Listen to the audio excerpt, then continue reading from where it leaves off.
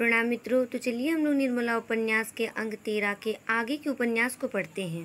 एक दिन निर्मला ने सियाराम को घी लाने के लिए बाजार भेजा। भूंगी पर उनका विश्वास न था।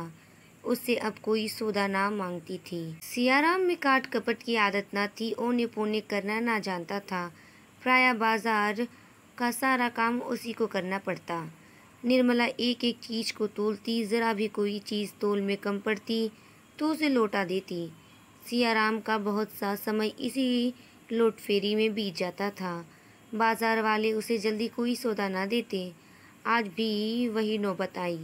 सियाराम अपने विचार से बहुत अच्छा घी कई दुकानें देख कर लाया, लेकिन निर्मला ने उसे सूंघते ही कहा, घी खराब है, लौटा आओ। जियाराम ने झुंझलाकर कहा, इससे अच्छा घी बाजार में नहीं है। मैं सारी दुकानें देख कर लाया हूँ। निर्मला ने कहा, तो मैं झूठ कहती हूँ? सियाराम बोला, यह मैं नहीं कहता, लेकिन बनिया अब घी वापस ना लेगा। उसने मुझसे कहा था, जिस तरह देखना चाहो यही देखो, माल तुम्हारे सामने है। बोहनी बट्टे के वक्त में सौदा वापस ना लूँगा। मैंने सूंघ कर चेक कर लिया, अब किस मुंह से लौटाने जाऊं? निर्मला ने दांत पीसकर कहा, घी में साफ चर्बी मिली हुई है और तुम कहते हो घी अच्छा है। मैं इसे रसोई में ना ले जाऊंगी। तुम्हारा जी चाहे लौटा दो, चाहे खा जाओ। घी की हांडी वहीं छोड़कर निर्मला घर में चली गई। सियाराम क्रोध और क्षोभ से कातर हो उठा। वह कौन मुंह लेकर लौटाने जाए? बनिया साफ कह देगा मैं नहीं लौटाता, तब वह क्या करेगा? आसपास के 10-5 बनिए और सड़क पर चलने वाले आदमी खड़े हो जाएंगे। उन सभी के सामने उसे लज्जित होना पड़ेगा। बाजार में यूं ही कोई बनियाओं से जल्दी सौदा नहीं देता। वह किसी दुकान पर खड़ा होने नहीं पाता। चारों ओर से उसी पर लताड़ पड़ेगी। उसने मन ही मन झुंझलाकर कहा, पड़ा रहे घी, मैं लौटाने ना जाऊंगा। मातृहीन बालक के समान दुखी दीन प्राणी संसार में दूसरा नहीं होता और सारे दुख भूल जाते हैं। बालक को माता याद आई। अम्मा होती तो क्या आज मुझे यह सब सहना पड़ता? भैया चले गए, मैं ही अकेला यह विपत्ति सहने के लिए क्यों बचा रहा? सियाराम की आंखों में आंसुओं की झड़ी लग गई। उसके शोक कातर कंठ से एक गहरे निश्वास के साथ मिले हुए ये शब्द निकल आए, अम्मा तुम मुझे भूल क्यों गई? क्यों नहीं बुला लेती? ससन निर्मला फिर कमरे की तरफ आई। उसने समझा था सियाराम चला गया होगा। उसे बैठा देखा तो गुस्से से बोली, तुम अभी तक बैठे ही हो? आखिर खाना कब बनेगा? सियाराम ने आंखें पोंछ डाली। बोला, मुझे स्कूल जाने में देर हो जाएगी। निर्मला ने कहा, एक दिन देर हो जाएगी तो कौन हर्ज है, यह भी तो घर ही का काम है। फिर सियाराम बोला, रोज तो यही धंधा लगा रहता है, कभी वक्त पर स्कूल नहीं पहुंचता। घर पर भी पढ़ने का वक्त नहीं मिलता। कोई सौदा 2-4 बार लौटाए बिना नहीं जाता। डांट तो मुझ पर पड़ती है, शर्मिंदा तो मुझे होना पड़ता है। आपको क्या? फिर निर्मला बोली, हाँ मुझे क्या, मैं तो तुम्हारी दुश्मन ठहरी। अपना होता तब तो उसे दुख होता। मैं तो ईश्वर से मनाया करती हूँ कि तुम पढ़ लिख ना सको। मुझ में सारी बुराइयाँ ही बुराइयाँ हैं, तुम्हारा कोई कसूर नहीं। विमाता का नाम ही बुरा होता है। अपनी माँ विष भी खिलाए तो अमृत है, मैं अमृत भी पिलाऊं तो विष हो जाएगा। तुम लोग के कारण मैं मिट्टी में मिल गई। रोते रोते उम्र कटी जाती है। मालूम ही ना हुआ कि भगवान ने किस लिए जन्म दिया था और तुम्हारी समझ में मैं विहार कर रही हूँ।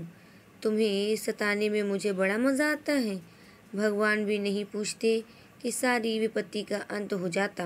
यह कहते कहते निर्मला की आंखें भर आई, अंदर चली गई। सियाराम उसको रोते देखकर सहम उठा। ग्लानि तो नहीं आई, पर शंका हुई कि न जाने कौन सा दंड मिले। चुपके से हांडी उठा ली और घी लौटाने चला। इस तरह जैसे कोई कुत्ता किसी नए गांव में जाता है। उसे देखकर साधारण बुद्धि का मनुष्य भी अनुमान कर सकता था कि वह अनाथ है। सियाराम ज्यों-ज्यों आगे बढ़ता था, आने वाले संग्राम के भय से उसकी हृदय गति बढ़ती जाती थी। उसने निश्चय किया, बनिए ने घी ना लौटाया तो वह घी वहीं छोड़कर चला आएगा। झट मार कर बनिया आप ही बुलाएगा। बनिए को डांटने के लिए भी उसने शब्द सोच लिए। वह कहेगा, क्यों साहू जी, आंखों में धूल झोंकते हो, दिखाते तो चोखा माल और देते हो रद्दी माल। पर यह निश्चय करने पर भी उसके पैर आगे बहुत धीरे धीरे उठते थे। वह यह ना चाहता था बनिया उसे आता हुआ देखे। वह अकस्मात ही उसके सामने पहुंच जाना चाहता था, इसलिए वह चक्कर काटकर दूसरी गली से बनिए की दुकान पर गया। बनिए ने उसे देखते ही कहा, हमने कह दिया था कि हम सौदा वापस ना लेंगे, बोलो कहा था कि नहीं? सियाराम ने बिगड़ कर कहा, तुमने वह घी कहाँ दिया जो दिखाया था? दिखाया एक माल, दिया दूसरा माल, लौटाओगे कैसे नहीं? क्या कुछ राहजनी है? साहब बोला, इससे चोखा घी बाजार में निकल आए तो जरीबाना दूँ, उठा लो हांडी और 2-4 दुकान देख आओ। फिर सियाराम बोला, हमें इतनी फुर्सत नहीं है। शाह ने शह पाकर कहा, बाबूजी, हम लोग तो आप ही इनको घटिया माल नहीं देते, खराब माल क्या जाने सुने ग्राहकों को दिया जाता है। फिर साधु बोला, घी ले जाओ बच्चा, बहुत अच्छा है। सियाराम रो पड़ा। घी को बुरा सिद्ध करने के लिए उसके पास अब क्या प्रमाण था? बोला, वही तो कहती है घी अच्छा नहीं है, लौटा आओ। मैं तो कहता था कि घी अच्छा है। साधु ने कहा, कौन कहता है? फिर साहजी बोला, इसकी अम्मा कहती होगी। कोई सौदा उनके मन ही नहीं भाता, बेचारे लड़के को बार बार दौड़ाया करती है। सौतेली माँ है ना, अपनी माँ हो तो कुछ ख्याल भी करे। साधु ने सियाराम को सदै नेत्रों से देखा, मानो उसे त्राण देने के लिए उनका हृदय विकल हो रहा है। तब करुण स्वर से बोले, तुम्हारी माता का स्वर्गवास हुए कितने दिन हुए बच्चा? सियाराम बोला, 6ठा साल है। साधु बोले, तो तुम उस वक्त बहुत ही छोटे रहे होगे। भगवान, तुम्हारी लीला कितनी विचित्र है। इस दुधमुहे बालक को तुमने मातृ प्रेम से वंचित कर दिया। बड़ा अनर्थ करते हो भगवान। 6 साल का बालक और राक्षसी माता के पाले पड़े। धन्य हो दयानिधि। साहजी, बालक पर दया करो, घी लौटा लो, नहीं तो इसकी माता इसे घर में रहने ना देगी। भगवान की इच्छा से तुम्हारी घी जल्द बीत जाएगा। मेरा आशीर्वाद तुम्हारे साथ रहेगा। साहजी ने रुपए वापस ना किए। आखिर लड़के को फिर घी लेने आना ही पड़ेगा। ना जाने दिन में कितनी बार चक्कर लगाना पड़े और किस जालिये से पाला पड़े।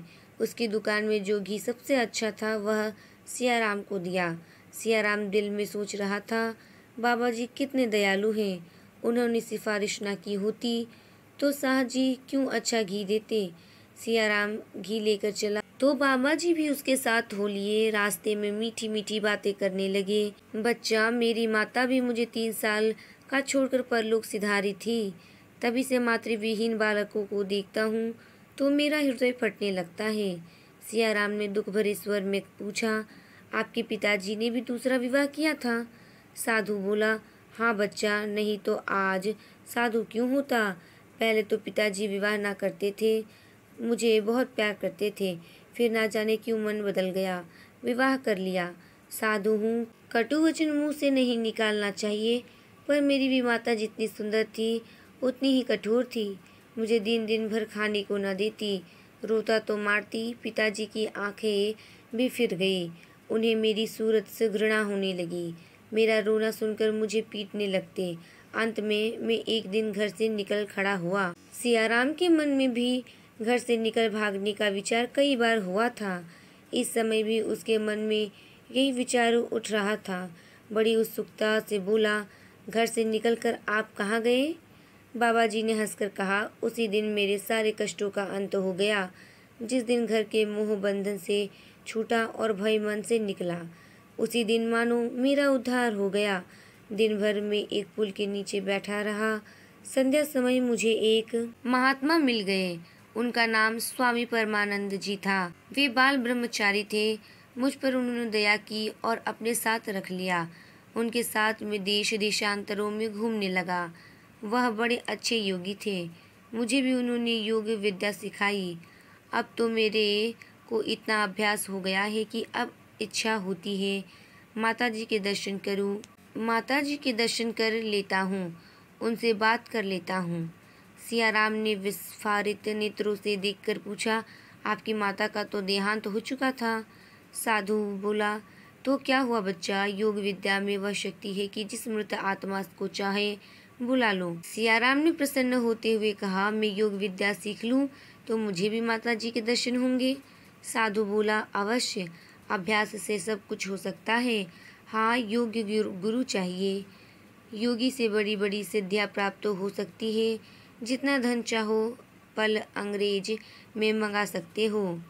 कैसी ही बीमारी हो उसकी औषधि बना सकते हो। फिर सियाराम बोला, आपका स्थान कहाँ है? साधु बोला, बच्चा, मेरा कोई स्थान कहीं नहीं है। देश देशांतरों में रमता फिरता हूँ। अच्छा बच्चा, अब तुम जाओ, मैं जरा स्नान ध्यान करने जाऊंगा। सियाराम बोला, चलिए मैं भी उसी तरफ चलता हूँ, आपके दर्शन से जी नहीं भरा। फिर साधु बोला, नहीं बच्चा, तुम्हें पाठशाला जाने को देरी हो रही है। फिर सियाराम बोला, फिर आपके दर्शन कब होंगे? साधु ने कहा, कभी आ जाऊंगा बच्चा, तुम्हारा घर कहाँ है? सियाराम प्रसन्न होकर बोला, चलिएगा मेरे घर, बहुत नज़दीक है, आपकी बड़ी कृपा होगी। सियाराम कदम बढ़ाकर आगे आगे चलने लगा। इतना प्रसन्न था मानो सोने की गठरी लिए जाता हो। घर के सामने पहुंचकर बोला, आइए बैठिए कुछ देर। तत्पश्चात साधु ने कहा, नहीं बच्चा, बैठूंगा नहीं, फिर कल परसों किसी समय आ जाऊंगा, यही तुम्हारा घर है। फिर सियाराम ने कहा, कल किस वक्त आइएगा? साधु ने कहा, निश्चय से नहीं कह सकता, किसी समय आ जाऊंगा। साधु आगे बढ़े तो थोड़ी ही दूर पर उन्हें एक दूसरा साधु मिला। उसका नाम था हरिहरानंद।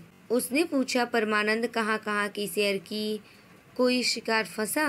हरिहरानंद बोला, इधर चारों तरफ घूम आया, कोई शिकार ना मिला, एक आध मिला भी तो मेरी हंसी उड़ाने लगा।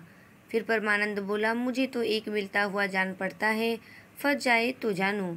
हरिहरानंद बोला, तुम यो ही कहा करते हो, जो आता है दो एक दिन के बाद निकल भागता है। फिर परमानंद बोला, अब की ना भागेगा, देख लेना, इसकी माँ मर गई है, बाप ने दूसरा विवाह कर लिया है, माँ भी सताया करती है, घर से ऊबा हुआ है। हरिहरानंद बोला, खूब अच्छी तरह, यही तरकीब सबसे अच्छी है। पहले इसका पता लगा लेना चाहिए कि मोहल्ले में किन किन घरों में भी माताएं हैं, उन्हीं घरों में फंदा डालना चाहिए। यहीं पर निर्मला उपन्यास का अंक 13 समाप्त होता है। इसके आगे के उपन्यास को हम अगले वीडियो में पढ़ेंगे। तब तक के लिए धन्यवाद। अपना घी लौटा लो। फिर साहब बोला, घी ना लौटेगा। बनिए की दुकान पर एक जटाधारी साधु बैठा हुआ यह तमाशा देख रहा था। उठकर सियाराम के पास आया और हांडी का घी सूंघकर बोला, बच्चा, घी तो बहुत अच्छा मालूम होता है।